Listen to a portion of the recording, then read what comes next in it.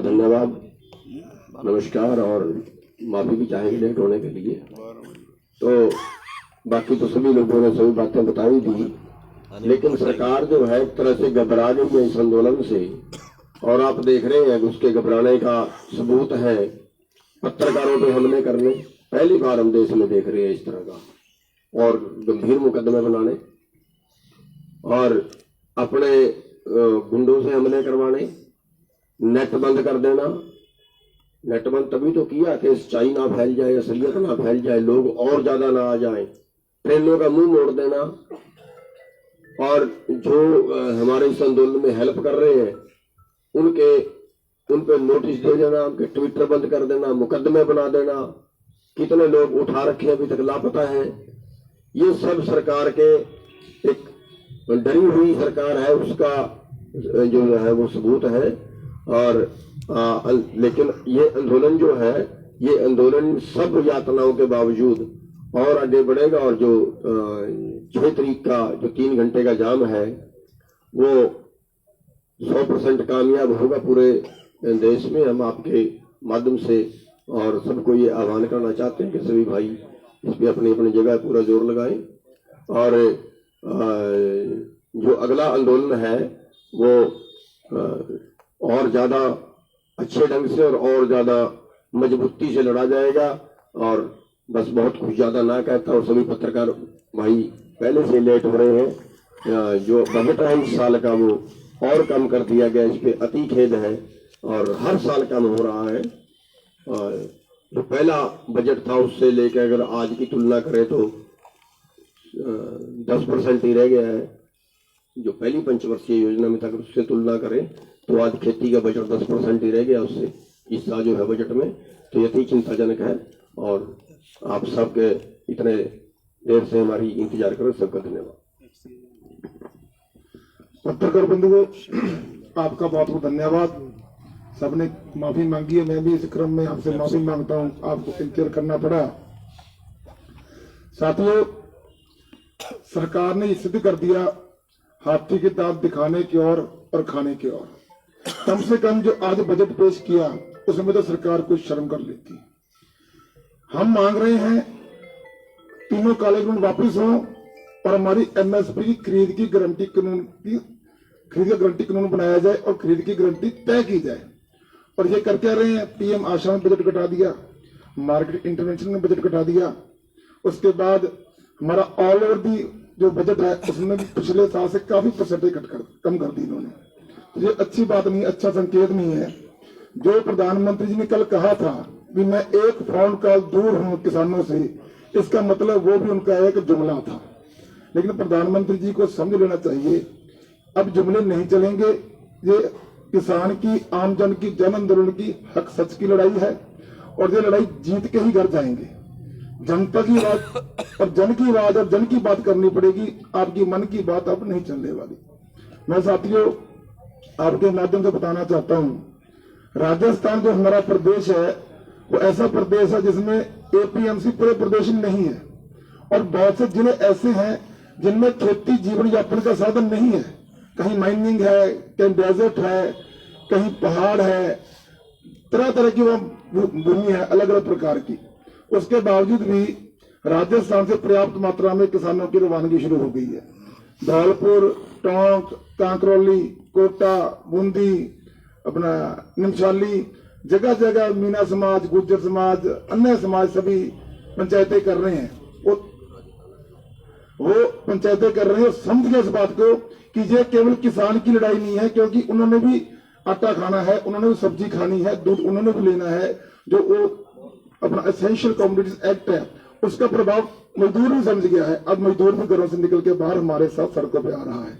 इसीलिए हमें पूर्ण विश्वास है जो 6 तारीख को 12 से 3 नेशनल हाईवे, स्टेट हाईवे जाम करने का प्रोग्राम संयुक्त किसान मोर्चा ने दिया है, वो पूर्ण रूप से सफल रहेगा और ऐतिहासिक सफल रहेगा, इसका हमें पूर्ण विश्वास है। और सरकार को समझ लेना चाहिए अब आपकी गिद्दत चले, आपने बहुत चलाकर देख ली। आपने शुरू से लेके एंड तक प्रतिदिन कोई ना कोई नया मुद्दा डाल के हमारे आंदोलन को डिरेल करने की कोशिश की, आंदोलन आप डिरेल नहीं कर पाए, आपने ब्रह्मास्त्र भी चला दिया, आपका ब्रह्मास्त्र भी फेल हो गया। तो सरकार को अब समझ लेना चाहिए, सीधी लाइन पे आ जाना चाहिए। जो काम सरकार का है, हमारी मूलभूत सुविधाएं, पुलिस हमारी रक्षा के लिए है, हमारे पर झूठे मुकदमे बनाने के लिए नहीं। पत्रकार हमारी बात पहुंचाने के लिए है, जो पत्रकार बंधु हमारी बात पहुंचाता है, सच्चाई बताता है, आप उसमें मुकदमे बनाते हो, आपको ये बात महंगी पड़ेगी। उसके बाद पानी देना, लाइट देना, बिजली देना, यह काम सरकार का है, उल्टा सरकार काट रही है। तो ये निंदनीय कृत्य सरकार बंद करे। कोर्ट ने भी कह दिया और संविधान हमें शांतिपूर्ण तरीके से प्रोटेस्ट करने का राइट देता है। हमारा आंदोलन पीसफुल था, पीसफुल है, पीसफुल रहेगा और हम ये आंदोलन जीत के घर को जाएंगे। ये जीत हमारी जीत होगी, आपकी जीत होगी, आम जन की जीत होगी, भारत देश जीतेगा। ये जो अंबानी अडानी की सरकार है, अंबानी अडानी के मुनीम है, ये हारेंगे, हम जीतेंगे। जय हिंद।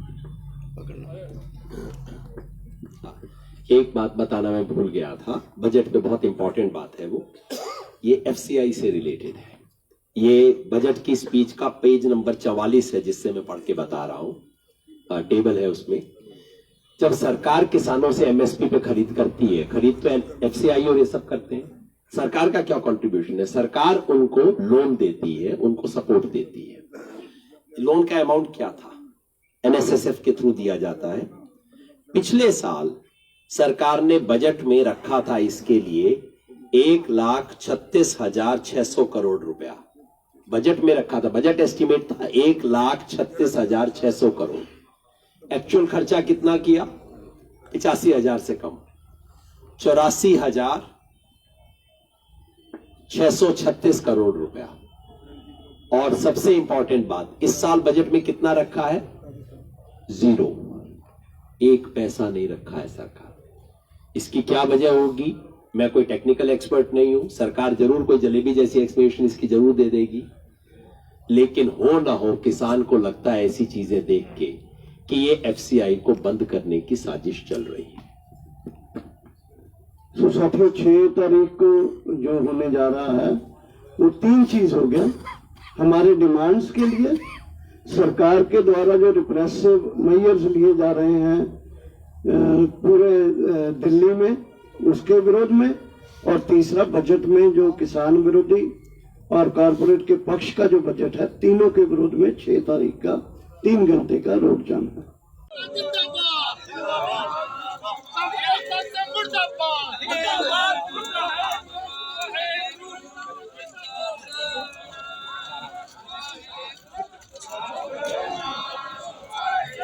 अशफाकुल्ला खान की मिसाल देनी पड़ेगी, हमें सरदार भगत सिंह की मिसाल देनी पड़ेगी कि जिनके सारे परिवार ने कह दिया, लेकिन उन्होंने कहा कि बिल्कुल माफी नहीं मांगेंगे, बिल्कुल माफी नहीं मांगेंगे। तो इन्हीं चंद बातों के साथ मैं अपनी बात को खत्म करता हूँ।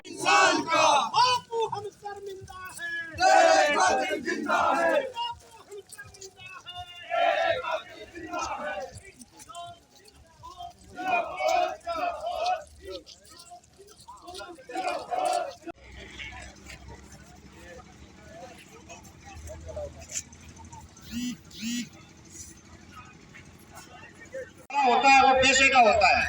किसका होता है? पैसे का।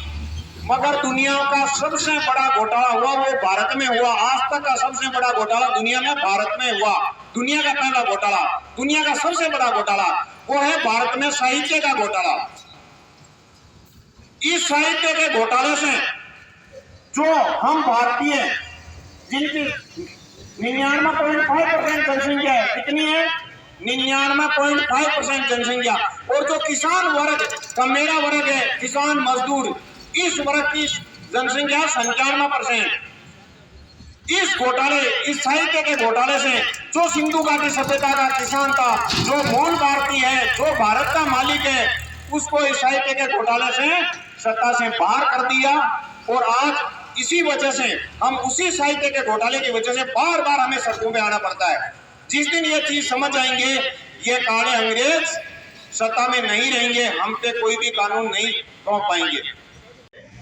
ये सस्पेंड की यहाँ भर रहे हैं, आज सस्पेंड करने की यहाँ भर रहे हैं लोग। शुद्ध मोर्चा ने कहा कि टर्मिनेट करो, डिसमिस करो, सस्पेंड नहीं, वापस लो। ये लड़ाई मजबूती से आगे बढ़ेगी, इस लड़ाई को किसान जीतेगा। अभी तो लड़ाई में किसान का 30% हिस्सा ही उतरा। देश में जितनी आबादी है उसका 58% हिस्सा किसानी खेती करता है, जिसमें खेती और मजदूर है 35%। वो खेती और मजदूर तो भी इस लड़ाई में उतरा ही नहीं है, उसको भी उतार करके खींच के लेके आना। क्योंकि ये लड़ाई सिर्फ और सिर्फ जब बुद्धिजीवी बैठने लगे तो एक बात करते, ये सिर्फ किसान की लड़ाई नहीं, ये सिर्फ किसान को उसकी जमीन छीनने की लड़ाई नहीं भाई। खुदरा में एफडीआई के बाद ये बाजार नहीं छीन पाएंगे। मॉल सजे थे बड़े बड़े शहरों में, एफडीआई का असर आया नहीं था। इन कानूनों के जरिए आवश्यक सेवा वस्तु अधिनियम खत्म करके ये खुदरा के मार्केट को बड़े पूंजीपति के हवाले करना चाहते। आखिर में ये बात जब तक लोगों के समझ में आएगी तब तक ये जंग जारी रहेगी। अब एक साथी पूछ रहे कि ये बिल कब वापिस होगा और ये लड़ाई कब तक चलेगी। ये लड़ाई उस तानाशाह को मिटाने तक चलेगी जिसने ये वहम पाल लिया कि मैं वोट के बल पर दोबारा आया और जनता मेरे साथ है। तो जब उसने रेल बेची तो रेल के कर्मचारी नहीं बोले, रेल में चलने वाले लोग नहीं बोले, तो उसको वहम हो गया। कल निर्मला सीतारमण का बयान आया कि अभी लोकसभा में वो रखेंगी प्रस्ताव, जितनी भी सरकारी कंपनियां हैं उन सबको बेचेंगी। तब लोग एकजुट नहीं हो रहे तो उनको वहम हो गया कि तुम्हारा कुछ नहीं बिगड़ेगा। जब वो जीएसटी लेकर के आए तो उनको वहम हो गया आ जाएगा। उनको पता नहीं था कि ये बीच में लोग कहां से आ जाएंगे, उनको पता नहीं था कि गाजीपुर कैसे हो जाएगा, सिंगू कैसे हो जाएगा, टीकरी कैसे हो जाएगा, शाजापुर कैसे हो जाएगा। उनको इस बात का अंदाजा नहीं। उन्होंने मान लिया था ये लोग नहीं बोले, कुछ भी कर दो, गर्दन उतार दो, नहीं बोले। जब वो एयरपोर्ट बेच रहे थे तो इस जनता को एयरपोर्ट से ज्यादा वास्ता नहीं था। बुद्धिजीवी लोगों को पता था कि एयरपोर्ट बेचने से क्या नुकसान हो। पारी बदल रहे थे, पारी।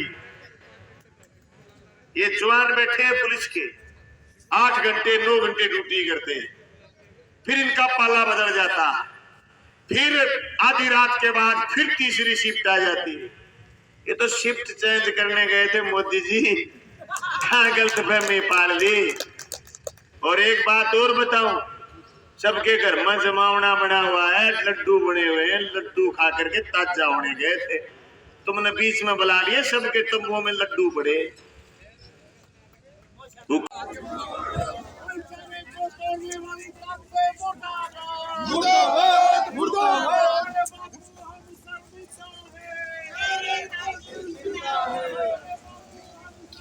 अलग थलग कर दिया। इतिहास तुम्हारा क्या है? नफरत, झूठ, पाखंड, हिंसा, दंगा, डकैती, ये तुम्हारा इतिहास रहा है। हमारा त्याग, समर्पण और लोगों के लिए कुर्बानियों का इतिहास रहा है। तुम्हारी हमारी क्या बराबरी है? तुम्हें एक दिन वहां पे गुंडा भेज के, तुम्हारी संस्कृति क्या है? इस देश में भ्रम और जिस तरह से तुमने राजनीति शुरू की है, इस देश में चोटी के किसान के अलग थलग करके तुमने अपने चंपुओं को बिठा दिया। तमाम तरह की चीजें तुमने हक हकूक से महरूम करते गए। स्कूल से महरूम किया, इलाज से महरूम किया, एयरपोर्ट में बेच दिए, सब कुछ बेच दिए। जिस दिन इसको याददाश्त वापस आएगी, जिस दिन जनता सोचेगी हमारी पुरखों की कुर्बानी की क्या लड़ाई थी, इस देश के संसाधनों की लड़ाई थी। क्यों गांधी ने नमक हाथ में लिया था, क्यों चरखा चला था तो मैनचेस्टर की मिलें बंद हुई थी। इनके भ्रम में पुलिस बैठी, प्रशासन बैठा। परसों शाम को सूचना मिली कि हरियाणा की तरफ से कुछ लोग इकट्ठे हुए बदमाशी करने के फिराक में। हमने राजस्थान के मुख्यमंत्री को बताया कि हमारे राजस्थान में ऐसा हो सकता और ऐसा होना नहीं चाहिए। हरगिज मैं आपको विश्वास दिला रहा हूं, चाहे हम आपसे 100 किलोमीटर दूर कहीं काम लगे हुए हो, संयुक्त मोर्चा एक समाचार कर देगा, हम आपके बीच भी पूछेंगे और शासन प्रशासन उनको दादागिरी हरियाणा के तथाकथित लोगों को करने की हिम्मत भी नहीं कर